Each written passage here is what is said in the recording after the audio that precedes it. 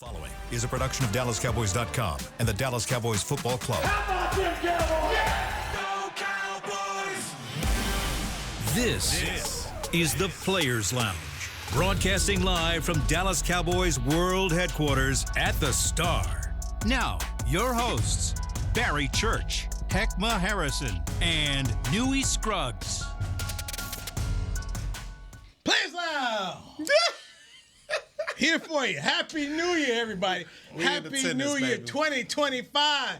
We are here. We got Barry Church looking good. Man, looking down. Looking good. GQ 2025 coming in here looking clean. Barry looked like the only uncle in the family that went to college. Middle school principal. Principal for a day. Barry Church in the building. All you gotta do is like that. At least give us. You got the group text. Send everybody a text. Let us know, man. We get dressed up. I got some threads at the house. Earlier engagements, that I had to, put a little something on. Starting the new year off right. Yeah, I appreciate it, my brother. I appreciate that, man. Business Barry in the house. Former Cowboys safety Barry Church. Wait. Former Cowboy defensive lineman, DeMontre Moore. Happy New Year, baby. I appreciate that. We in the building, baby. J5 coming around the corner, Yes, sir. man. J5, you know the real is hot on the That's day. right. I appreciate That's that, right, man. Hey, Looking forward to it. Hek'ma Harrison I'm in the there, boy. house, man. Per usual. A lot of basketball you had going on this week. Yes, sir. Yeah, it's a lot of things happening, man. Who's the best player you saw in the games you were doing this week? Oh, man. It's gonna have to be a female, man. I've called some pretty incredible women's basketball over the last couple of days, and Tamisha Lampkin at the University of North Texas has the WNBA. She's going to be a pick. Yeah, scouts, GMs coming in to see her. Yeah, she's UNT, baby. UNT doing their thing. So shout out to Mean Green. Look at that. Is this one, right? I don't know. He hit it, though. That's TCU. Yeah, it's close. It's close. Yeah, one of them. What's the mean green? It's the same thing. It's an eagle. It's the same thing. It's an eagle. Yes. Hey, learn something new every day, man. I see you over there doing the giggle. There we go. Shout out to Aggies. Yes, sir. We're going to get through this, y'all. We're going to get through this. I knew he scrubbed. You too. Newy Scruggs, emphasis in the new. I'm talking about Brought new. to you by Aristocrat Gaming. Yes, sir. Get in the game, baby. I hadn't seen that one before, Newy. I got a collection of these. My boy Dennis Thurman worked over there, and my boy Sean Salisbury used to do some stuff with their SC grads. So yeah, man, this is one I had for a minute, man. It was cold. Good quality. You had it for a minute. Oh, I had this for quality. like 5 years. Good Bunch of them I quality. had worn. 5 years. Yeah, bunch of them I had worn. Got a whole little So what SC made you? stack. What made you just decide to put It's that cold hoodie on outside, right now? brother. You go, Okay. what's clean? You go snatch what's clean, man. So it's clean. Would you at least take the tag off there? That's what I was just about to say. Who's going to expose him that he got the tag still on there? I thought it's brand new. But hey, if y'all That's ain't caught it, That's how you know it's authentic, baby. it's the reason why we said That's how you know it's authentic, emphasis in the new. Wow. Man, I tell you what, man. If you got a couple extra, What school did you go to? Throw them my way. Hey man, these don't fit you, man. These are double XL. You in shape, baby. You're still in playing shape. You don't need That's okay. I'm talking about Aggie people to send you the hoodie so that way you be on the bandwagon next year when we get Natty. He'll wear it.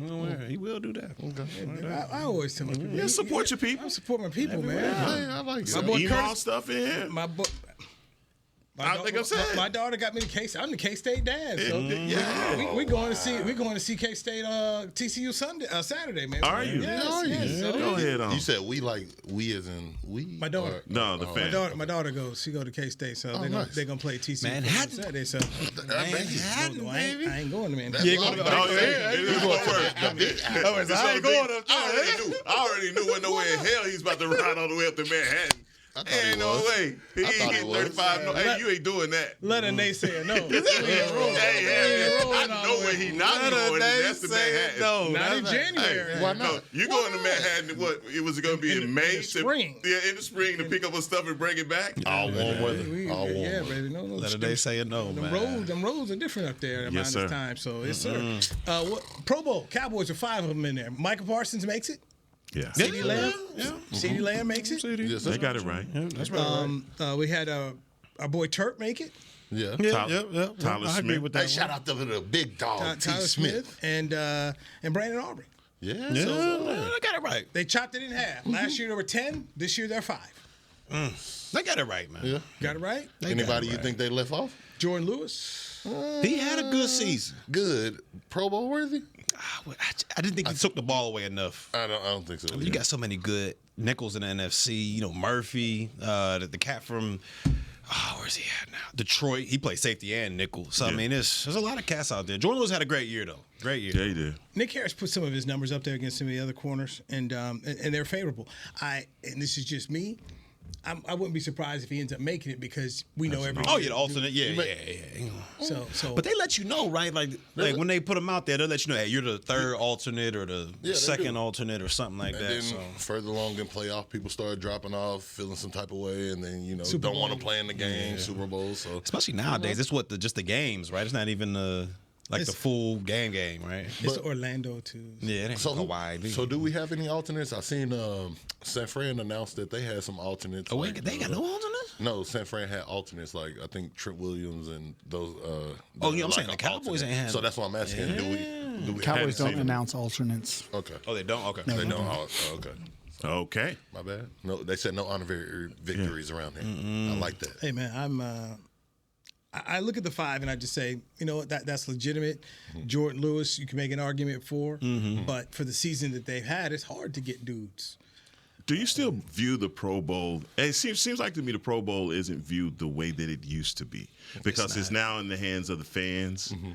It used to be one of those awards that people had 10 Pro Bowls, blah blah blah. People used to be mad. Yeah. They didn't get in. It's not that way anymore.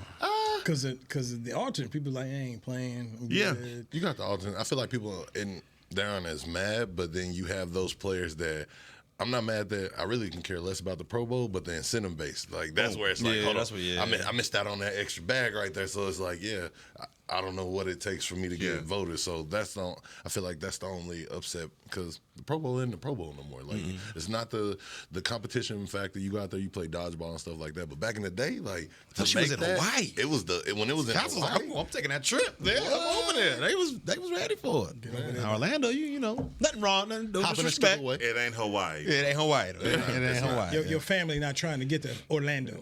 They're trying to get that Hawaii trip down there. Like JW Marriott at the Colina Resort with those nice 4 lagoons that they have over there, man. You sound like you've been there. Go ahead, talk that talk.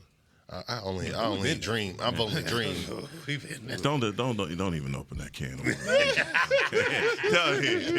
Let's go fishing. Here we go. Bring it back. 16, 17 Emmys. My bad. Did I get it right? It's happened a long time What'd ago, he say? unexpectedly. You're a peacock. You let your feathers fly. Unexpectedly, but that's when I took a vacation trip out to Honolulu, and then we.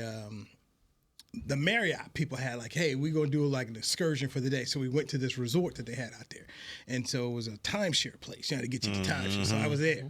And then they ended up saying, well, down the road, that's the JW Marriott. That's where they have the Pro Bowl stuff at. And so that's how. That all and I worked ended up getting a little place there and I don't ever go to. But the lagoon stuff was fun. I just don't like flying over there. You don't like the flying? It's 8 hours. Oh, that's a long one. And the problem is, and I don't know how you guys, when you travel, man, that clock kills me, man. Oh, it was brutal. When I flew back from Hawaii, that was some of the worst jet lag I've ever had. Just coming back from Hawaii, I'm like, man, sleeping early? You could tell the East Coast people because by 7 o'clock they were asleep, like it was empty. So that's the kind of thing. But for that is the busiest time they have over in Colina is Pro Bowl. Like you can't get over there, families over there, and you could rent your place out because people were trying to get all their families there because everybody wanted to go. And now that they put it in Orlando, it's just a different kind of thing. Because a lot of people their first times going to Hawaii or as football players, and then of course making the Pro Bowl is a special thing, and you want to bring your family. It is. That's facts. It is. What he said, I wasn't privileged enough to experience those luxuries, so I'm just gonna live through you guys, and hey, take it for what it is. It is what it is. It's magical. So Turp, this could be it for Kavontae Turpin. Sunday could be his final game, and he could be playing for somebody else. And the fact he's made the Pro Bowl twice in 3 years. All Pro? He gonna be an All Pro. What they say, bag alert. Oh yeah, he gonna get some. Somebody gonna pay. It's gonna be a bidding war. Somebody got to pay. You got to. But do you let him leave here? Is the question. I wouldn't. You do not let that talent leave. I wouldn't let him. We talked about it a few shows ago about developing your own talent and going out there and getting one of your hidden gems. Do you just let him walk away? I don't know. You got to give credit to Will McClay for this, being able to get guys to come from those, those leagues, bring those guys up. How he found Brandon Aubrey also and developed him. Imagine a kicking battle with Brandon Aubrey, just a couple years ago. But I mean, to me, with all the rule changes and the way the NFL has tried to go and limit, those collisions, seeing him thrive as a returner. There were so many question marks around him coming from TCU, people talking about his character, things like that. Man, he came in, kept his head down, and got to work. And these Pro Bowls is just indicative of the miles traveled. That he gets here, that's a success story. And if he ends up with the bag here, then it's going to be well-deserved because of the role that he's filled. Because it's been a role that the Cowboys have needed as far as a guy on special teams to be that threat. Since probably Dwayne Harris. I was just about to say, since D. Harris, you haven't had a guy that's been that spectacular, and then not even just to mention that spectacular on special teams. When D. Harris did get that opportunity to go in on offense, he showed them, hey, I'm not just a returner. When the opportunity presented itself, he made those plays to say, hey, I'm a solid wide receiver. Got paid by the Cowboys, then left and went to a couple other teams and did his thing as a receiver. And that's what's going to make his journey. Everybody loves the comeback story. For him, he has the most unorthodox story. We're talking about going from a major D1 school to playing in the USFL at the time. I'm sorry, UFL. But then like you said, to being a perennial Pro Bowler and being a playmaker, he has some talent like guys that you mentioned. T. Slater, like those type of guys, like that he's going to do it for special teams, but I'm excited to see what he's going to do once he gets the bag, and then when he gets the bag, if he gets it here, and then does his role expand? That's what I really want to see. It has to, wherever he goes. So, Devontae, help me understand this as a former player. D. Harris was catching passes at East Carolina and putting up numbers. Yes, sir. And then, of course, he was a return guy, which is what propelled him to be able to come into the league. And then the same thing with Turp at TCU. He's catching passes there and making plays. Why is it these teams just stick him at kick return and then, oh, by the way, it's almost by accident, you got to find out that, oh, they can catch the ball, make people miss, and help you? Man, that is a good question. Who really has the answer to that?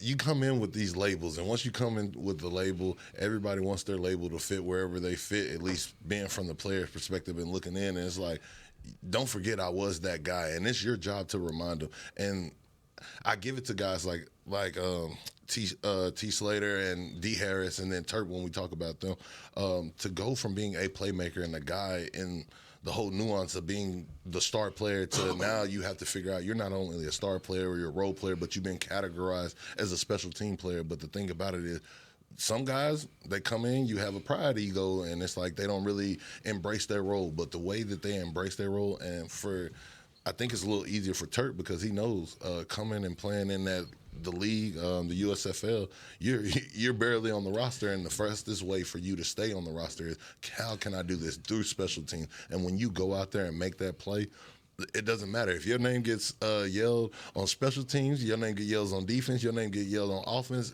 Somebody is yelling, and once you get that adrenaline rush, and you realize, like, hey, like you got Dak Prescott coming over to say, hey, we need a big play from you, and you can go over there and change the momentum of the game. I think those players truly embrace that special team role, and they say it's not a label. I'm a playmaker. Whenever I get on the field, I'm gonna make that play. And so with guys like that, it's different and it's special because you have some guys that work their butt to get there, and you have some guys that have to humble themselves going to be in the first, second, third round pick, and then now you're being asked to go do special team. And how many of those guys truly ball out on that level? So I think it comes down to pride and depending on your journey, but with the front office, once they put your label on there, like I said, it's up to you to outplay your label because at the end of the day, that bag talks. If you got paid to do this in starter, it's like I think of it in boxing because I'm a big boxing fan.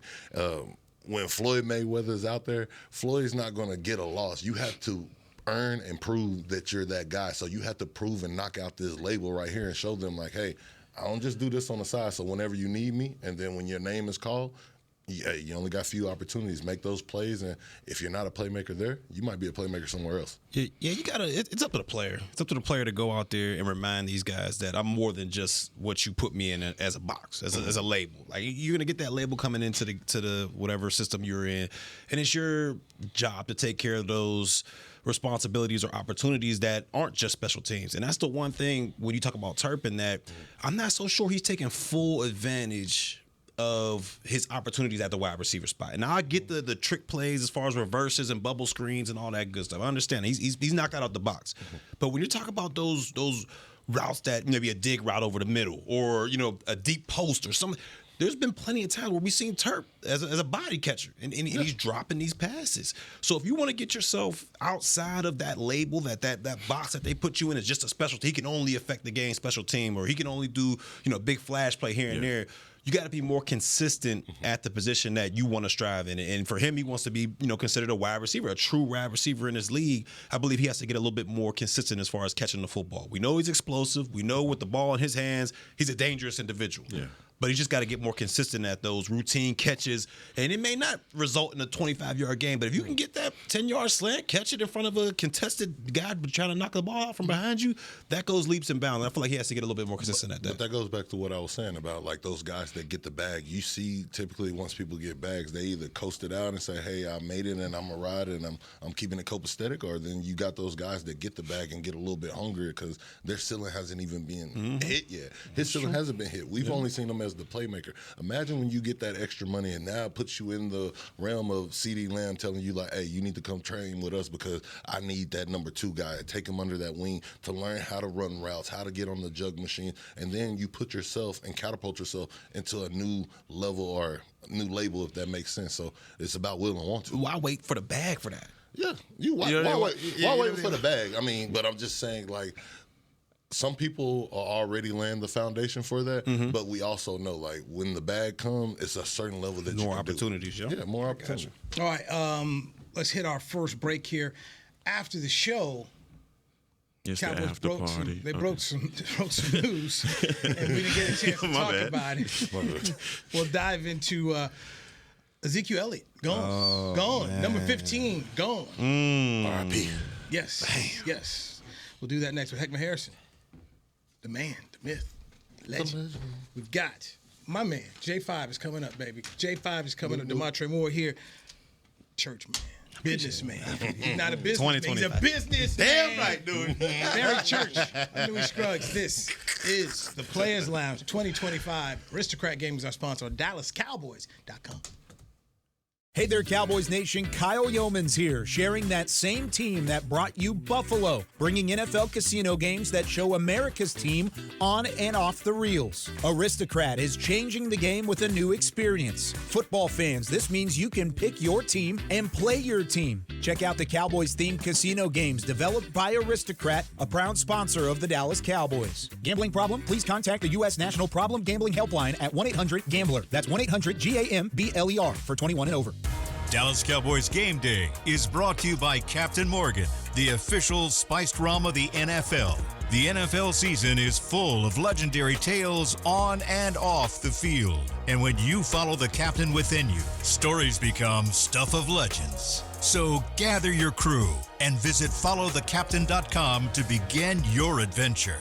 Please drink responsibly. Captain Morgan Original Spiced Rum, 35% alcohol by volume. Captain Morgan Rum Company, New York, New York. It's the official men's skincare brand of the Dallas Cowboys, Jack Black. And right now, Cowboys fans can get 15% off their $75 order. Plus, because every deal needs a playmaker, your order will include a free 5-piece skincare set and free shipping. The Jack Black Playmaker is 4 of Jack's favorites and a full-sized intense therapy lip balm. Make a play for the Playmaker at getjackblack.com/Cowboys with the code CowboysVIP. That's getjackblack.com/Cowboys with the code CowboysVIP. Raising Cane's presents the other rules of football. Rule 1. Any broadcast without the express edition of cook-to-order Cane's chicken fingers is prohibited. Rule 12, no crinkle-cut fries, Texas toast, or craveable cane sauce constitutes an illegal formation. And Rule 31, anybody who loves to feed their game face is an eligible receiver of Cane's. When it comes to winning game day, Cane's rules. Raising Cane's chicken fingers. One love. Go Cowboys. Back to the Players Lounge. The Dallas Cowboys honor the legacy of Bob Lilly through the Bob Lilly Award presented by Ryan, awarded to the current Cowboy who demonstrates the highest level of achievement, sportsmanship, dedication, and leadership. Cast your vote now and help choose the player who best embodies the qualities that made Bob Lilly one of the greatest Cowboys of all time. Visit DallasCowboys.com/Bob Lilly and cast your vote today. Thank you, Hek'ma Harrison. Yes, sir. You are in the Players Lounge, brought to you by Aristocrat Gaming. Okay, Hek'ma Harrison, Demontre Moore, got Barry Church. I am Newy Scruggs. January 10th at Jerry World here in Arlington will be the Goodyear Cotton Bowl. We'll get to Ezekiel Elliott in a minute, but we have a touch point. Oh, it was big. We have a touch point here on the show as we were watching the bowl game yesterday between Arizona State and Texas down there in Atlanta, GA, the Peach Bowl. Arizona State's got the football. They are driving. Yeah. It's a third down. It was targeting. Letter of the law. Straight up targeting. Mm-hmm. I think all of us are in agreement. We're not big targeting people, but as many calls as we've seen, head, helmet, flag. Malicious hit. Should have been a first down for Arizona State, with Arizona State having the football and the opportunity to run out the clock, win the game. That's what I thought. True. No, it was one of those calls that you see in the moment. And when I saw the officials huddle, I said, "No, y'all, hey, I know what you better not be doing. Y'all better not have taken that call. Don't you take that call. Buffalo Wild Wings. Don't you take that call. They should have took the call. Okay. You know the call. D-Dubs. Man, don't play with me. No, I mean, that was wild. In real time, that was wild to see. I watched enough games. Guys, I've called enough games where I've seen targeting, and somebody's asking me about it, and I'm telling you, I have to bite my cheek not to give my real feelings. Like, dude, this is football. Mm-hmm. I mean, 20 years ago, nobody would have stopped. The action wouldn't. We continued to the next play. But now, it's like we have to super slow-mo. We have to look down. We're judging intent on bad passes from quarterbacks, leaving guys out to dry. And you got Barry Church sitting there salivating. Thank you, Lord. I wouldn't have made it. Thank you, Lord. Thank you, Lord. Get him out of here. Thank you, Lord. Thank you, Lord. Here he comes. Oh, we finna get this bag on you. Yeah. And again, it's to me in college, you've seen it. I've seen less egregious things happen in college, and guys get ejected for that. Yes. I mean, if that was a kid from Arizona State that didn't play the first half because in the Big 12 championship, he blitzed and hit a guy. It's just a blitz. And it's things like that. And when you see, like, it changes at the last minute. And I don't want to go into what the motive was, if they were trying to push things forward for Texas, whatever it is. You know the motive. The motive. I know that Longhorn, what they call it, the Longhorn special. I'll let you go ahead and go, because I'm trying to get my baby to Texas. The Longhorn special. Hey, I understand what he said. My babies are young. Eventually, they might get over there. But come on. Everybody knows there's certain teams they always get a little sprinkle on the cupcake. Hey, what they say, parents say, hey, we don't have a favorite, but you know. Texas is one of those collegiate schools that get that favorite. Bama, they typically get that swing. And with that being said, can we say it was a bailout? Can we agree that it was that? Hey, man, this is something we have seen happen in Texas before, where you're just like, how? I was there at the Big 12 championship game when they played Nebraska, and Dominican Sue put on a show. Yeah. Colt McCoy gonna throw the ball out of bounds. Clock run out. They talk about, there's a second left. I mean, ain't no second left. The clock ran out. It ran out. Nope, there's 1 second left. They run out Justin Tucker. They kick the field goal, and then Texas win the Big 12 championship. They can play Alabama in the national championship game. It's like, and Bo Pelini and his brother were cussing up a storm. Like, they were right. Then I remember another time, it was Vince Young's year when they ended up winning the national championship game. They were dead to right, dying in Kansas. All of a sudden, the call comes out there. Mark Mangino said, everybody know what this is? About 3 letters, BCS. The next thing you know, they find Mark Mangino. Sure did. Texas ended up winning the game, won the national championship. So for people who say, wait a minute, this is a blue blood call, blue blood's call, they get calls. That was a blue blood call all day. And for them to sit there and say that it's not targeted. Even when you're slow, the man's helmet hit first. The other the man was laid out on the field for another 3 minutes. That was the other thing. That's what the safety of the players. And this man got targeted, was laid on the field for 3 more extra minutes. Can I just say, Barry Church, you may not be the person to argue. This is facts. These are facts. I'm sorry, Barry. You may not be the guy. He's the perfect I'm sorry. person. I was in and out. Graduated before this happened. From graduating from Rodney Harrison University. He's the prime candidate. It's tough. This is true. He said, I didn't do it, but if I had to pick the gun, it would have did like that. I'd have lined it up. That is true. I'm saying. But that was a bull job. I was like, whoa. That was the thing. And I don't know about you, I enjoy searching social media from guys who played. And the overwhelming thing I saw from guys who played, defensive guys, they were like, that ain't targeted. That's not targeted. And people who were like, hey, man, we see what it is. We know that's not what it is. So overwhelming, you had the players say it. Then overwhelming, you had people who covered the sports say it. It was just, unless you were a Texas fan, and even Clarence Hill, the Texas fan, said, yeah, it was targeted. Exactly. That part of it was frustrating because I was sitting there watching with my kid. I was like, first down. Oh, yeah. That was it. Just knew it was over with. I was like, the greatest comeback. Yes. I was excited for the running back that hey, Dallas people, I know it's above my pay grade, but that boy earned some money last night. That running back, Wait a second. Scatterbull. Wait a second. Hey, emphasis on the boo because he scared you and thought that it almost happened. Boogie. If it wasn't for that.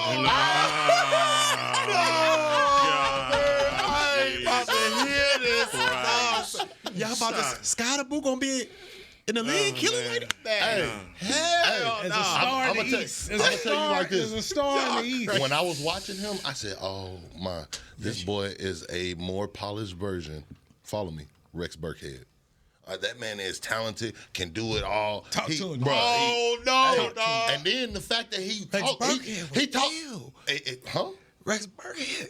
He cold. And man. I said, this is a John more Riggins. polished version of Rex Burkhead. John Riggins, boy, Riggo. I'll say who he is. Wow. Runs 70 Please chip. tell me who he is. Please tell me who he is. Scottaboo is Toby Gerhardt.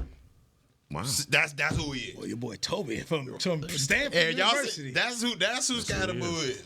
He's Toby Gerhardt. Touchdown, Tommy Vardell. That is who he Christian is. McCaffrey. Man. All the white Stanford running backs together. That's Scottaboo. Mix them in there. Toby Gerhardt. Mix them and put them in a pot like gumbo. He said put them in there together. But why? Man, man. I'm going on the. I was looking at him, and I'm because I know everybody's on this train about drafting him. It's generous. The 5'11" is very generous. 5'11", 218. Oh, that is. Okay, so I'm going there. When I look at running backs, and just the food chain right now. Ashton Genty. That's what you're supposed to get. And even though like he's another one of those small running backs that I think once he gets to the NFL, them big arms, punt that Peanut Tillman punch. It's going to be legit a change for him as well. I just look. My thinking is when it comes down to running backs, and the one that we need here, we need a workhorse, bell cow guy that's going to be every single down. You didn't see that in this last game. I saw it against Texas's defense, which those guys are big and tough and running. But 17 games. 17 games of it. I don't know. Durability, things like that. We've got a 1 year sample size of what he did. 1,700 yards this season. I think he was in Sacramento, or they were saying, before, and I may be wrong, before this. But either way, I mean, I'm not going to give him a first-round grade, second-round grade, so I'm going third, fourth, and we don't even have a fourth. I give him third. Okay. I thought y'all were talking first. No. Honestly, I said this was your insurance policy. If you can't, go get Genty, first-round pick. But if you can't, this is going to be your workhorse. And he showed me, I was like, all right, man, you did all this talking this week. I want to see what's going to happen. And in the first quarter, They came out there. Hey, sit down. Second quarter, sit down. He did get a little tender and started yelling at his offensive lineman. He did. But what I seen though, he did what most people do. Tom Brady, all the guys in the past. He talked his talk, but he came back out there, said, ha! Oh, he started lulling him to sleep and hit him and then started throwing. And then the boy was hurt and said, hey, coach, I'm still in there. Let me grit down, bite down. Throw the tutty. Build the momentum. You can't coach that. Whoever was guarding him should be ashamed. Hey, How you let that man go on the fade on you guys? Come on, man. Yeah. What are we doing? But like I said, he showed you just the playmaker ability and then just being a leader. That is the grit, and that's what I think the Cowboys need right there. It's not just having a talented running back, but somebody that actually has that grit and that bite down and say, hey, let's go. And he showed that he has that dog. So he might be able to be a steal for somebody. I thought Arizona State, like all those teams that had time off, they were slow out the gate. Definitely. Versus the other teams who had been playing. I mean, Oregon, Boise, all of them too got punched in the mouth real quick, but they came back. But I look at him in terms of, I don't think of him as a workhorse back. I think all these guys pretty much going to be in a combo type situation. And I'm thinking with the amount of running backs coming out there for the Cowboys, if they drafted 2 guys, I would not be opposed to it. Yeah. I can see him in the later round. I would not be opposed to that. But you have to draft 2 guys because if we don't know what's going to happen with Rico after that, or No, you're right. I mean, you're saying you're gone, but like for him to be undrafted, like you said, developing your own talent, you got to keep somebody here, and you need an insurance policy. So you keep Rico, and then you still draft 2 guys because, like you said, neither one. I wouldn't say he wasn't going to be my every down back, but you pair him up with Rico, and then you get your another scat back out there. Now you're talking about you cooking with grits. Like Grandma used to say, we working. This stove is warm, baby. So that's why I think. Well, y'all disrespecting Deuce Vaughn right now. My bad. I'm sorry. I said a scat back. I said you needed a scat back, but it's all good. Cowboys are disrespecting. I was about to say that's what it is. Let's see what the man has. I'm with y'all. I'm with you. I just feel like regardless of what you bring in and what you saw from this season from Rico Dowdle, Rico may have opportunities out there. We were just talking about Kavontae Turpin. He'll have opportunities as well. I think you have to have a guy that can, as far as the NFC East is concerned, you need a guy that can carry that rock. 3 yards, cloud of dust, whatever, however you consider it, you need a guy for 17 games that could be able to do that. And that's why I said bell cow workhorse. No, I think you got to get 2 guys. I don't see too many bell cows out there in the game right now. Saquon, but if you add him along with somebody else, he's gonna have to get a different number. I don't know what number he's gonna get when he comes here, but change it a little bit. Man, I don't know about getting a different number. What they say, money talk and the walk. He might spend that bag when he get there. Okay, I'm sorry. Just like yeah, go ahead. Great. I was just, I got you, New. We got. We almost got halfway through. Almost. Hek'ma Harrison, Demontre Moore, Barry Church. I'm Newy Scruggs. We'll eulogize Ezekiel Elliott when we come back next, right here. We got it. It hurts. Hey y'all, Matt Pittman of Meat Church here. With football season kicking off, I'm already gearing up to bring the smoker back to AT&T Stadium for some epic tailgates. But with that Texas heat, it's crucial to keep my beer hand cramping cold. That's where Yeti's insulated Colster can cooler comes in clutch. This year, you can even get them with the iconic star engraved on the side. Licensed Yeti Cowboys gear is now available at Stadium Pro Shops, concessions, and on Yeti.com. Check it out today. Yeti, official cooler and drinkware of the Dallas Cowboys. Hey, Danny McCray here for Smoothie King. You know every great workout deserves a great reward. So treat yourself right with new coconut smoothie bowls. Made with real fruit, crunchy, purely Elizabeth granola, creamy coconut, and topped with the chocolate hazelnut or honey drizzle. With 2 new flavors, it's perfect for you and the workout buddy. So you both can stay on track even after you leave the track. Scoop up new coconut smoothie bowls only at Smoothie King, the official smoothie of the Dallas Cowboys. It's the official men's skincare brand of the Dallas Cowboys, Jack Black. And right now, Cowboys fans can get 15% off their $75 order. Plus, because every deal needs a playmaker, your order will include a free 5-piece skincare set and free shipping. The Jack Black Playmaker is 4 of Jack's favorites and a full-sized intense therapy lip balm. Make a play for the Playmaker at getjackblack.com/Cowboys with the code CowboysVIP. That's getjackblack.com/Cowboys with the code Cowboys VIP. Hey, Cowboy fans, I'm Dak Prescott, quarterback of the Dallas Cowboys. But lately, I've been learning a new game, crypto. Sound confusing? Don't worry, even us pros were rookies in crypto once. That's why I trust blockchain.com. They make crypto easy. No confusing jargon, just the tools to help you win. Prescott keeps it, slides with a first down. Invest like your icons, where everyone is a rookie in crypto with blockchain.com. Perfect throw, my goodness. Wow, did he ever thread the needle. Visit blockchain.com/Cowboys to get started. Back to the Players Lounge.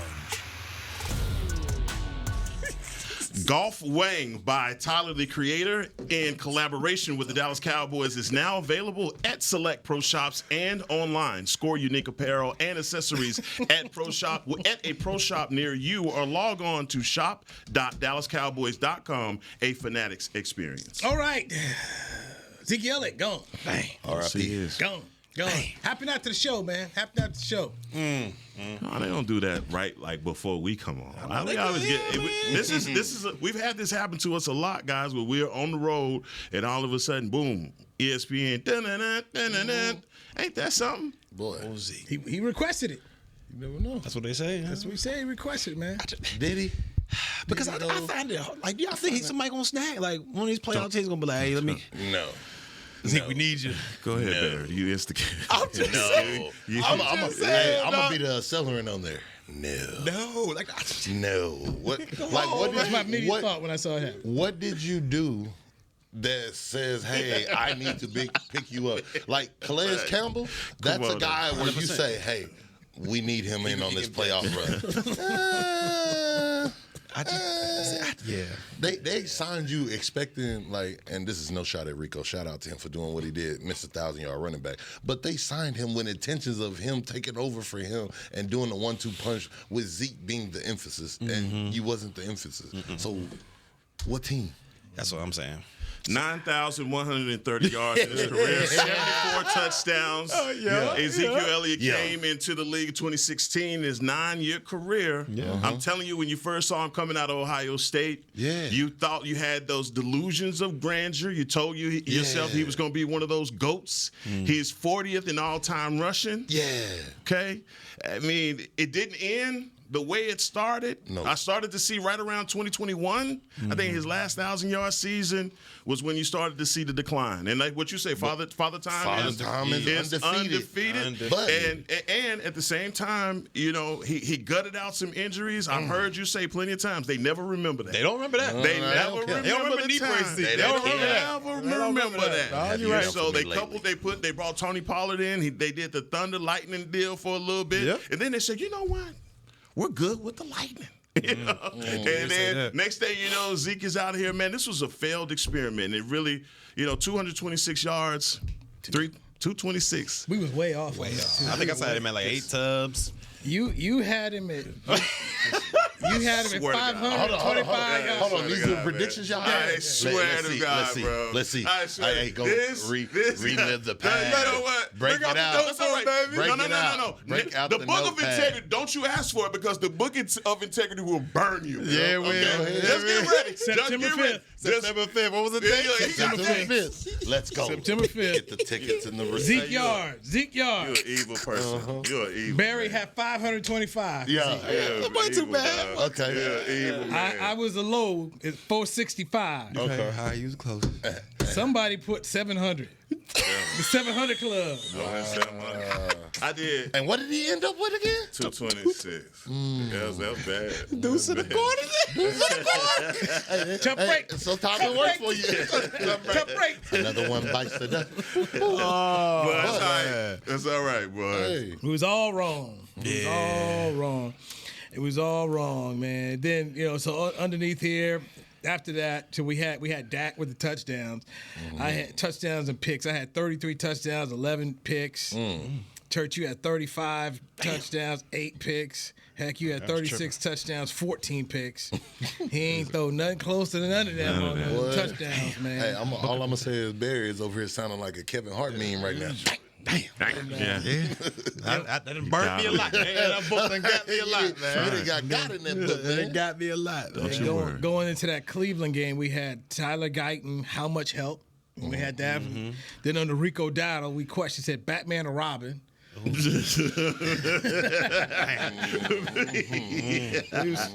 was that? Going into the Cleveland game, and then we had Ferguson and Cooks, kind of like, which one of the two guys is going to step up and help out. I was wrong. Another one. Yeah, man. Hey, boy, you need to just turn on that Ruben Studdard song. This is my sorry for. Yeah, no, that was hard. 24.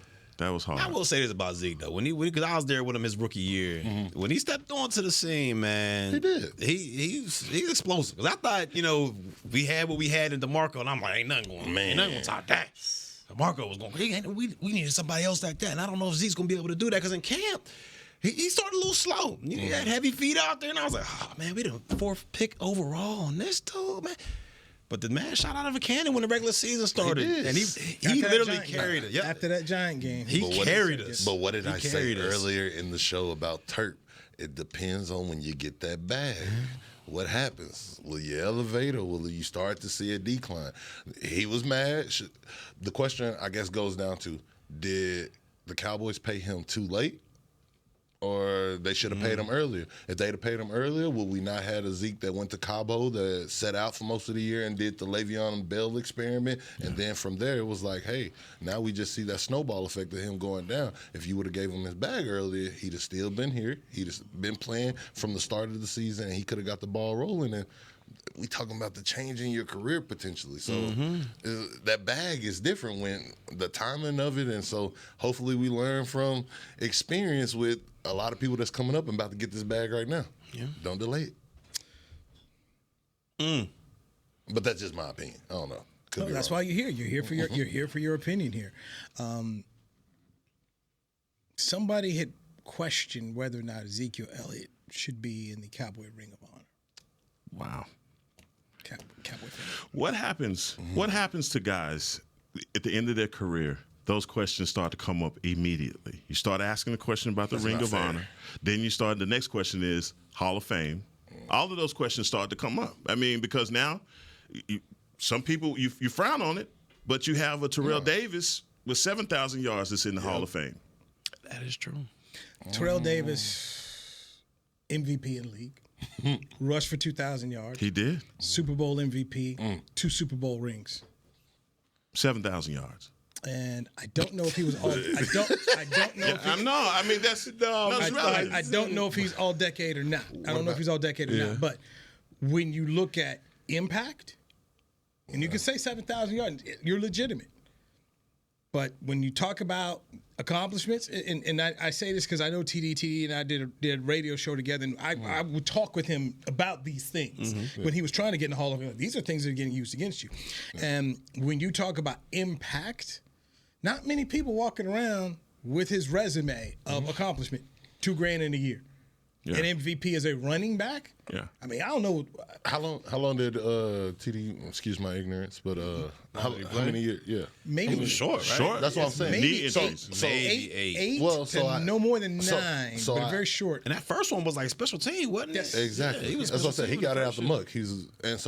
I guess the reason that I asked that is because when does factor in play per ratio becomes a factor, because we're talking about somebody like Aaron Donald who could, well, obviously he's the GOAT. He's a bad example. I'm using him. But the fact that he could have kept building along his career, an already impressive resume, and kept going. And the fact that TD said, I'm shutting it down early. And then, like you said, the first year, you're a true special team guy. Yeah. So you only got, so he played 7 to 8 years. You only have truly 6 to 5 years of true worth of work of him doing that at that position. Frank Gore was someone that a Hall of Fame voter had talked to me about. Terrell Davis versus Frank Gore. And he said, in his opinion, he said, Frank Gore just played a long time and became a stat pilot. Yeah. Versus what is the impact of what Terrell Davis did? 2,000 yards, MVP, 3 or 4-time All-Pro. Yes. Super Bowl MVP, the first one they won, 153. Elway finally won because he got a run game, and then they backed it up the next year when he was the MVP and won it again.